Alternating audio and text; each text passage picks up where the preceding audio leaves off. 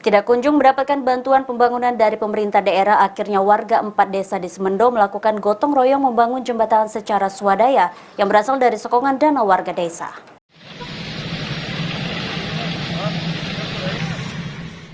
Terputusnya jembatan yang menjadi akses jalan penghubung 4 desa di kawasan Kecamatan Semendo akibat roboh tersapu banjir bandang hingga kini tidak kunjung mendapatkan perhatian dari pemerintah daerah.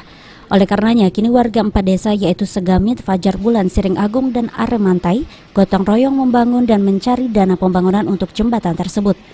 Menurut warga, mereka terpaksa melakukan hal ini karena akses jalan mereka telah terputus sudah setahun.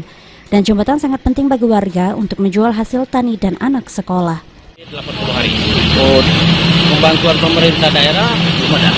Karena satu-satunya jalan alternatif. Hari ini, Pak? 4 desa. Salah satunya desa Segamit ya? Segamit, Siring Agung, Aremantai, Fajar Bulan.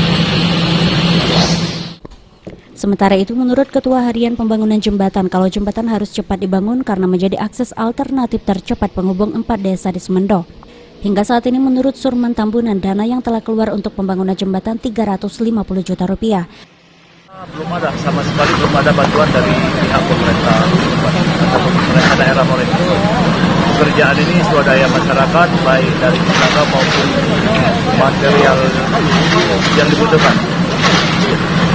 Hitungan sementara masih di angka 350 juta, itu belum terhitung untuk pekerjaan hari ini.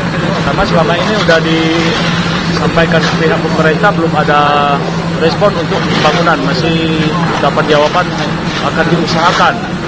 Hubungan jalan ini, jalan alternatif masyarakat untuk mengeluarkan kopi dan jalan anak sekolah di daerah Segamit, maka masyarakat berinisiatif untuk melakukan sendiri dengan secara swadaya. Sebelumnya warga telah mengajukan pembangunan jembatan ke pemerintah tetapi belum ada jawaban yang pasti. Mardian Sapal TV.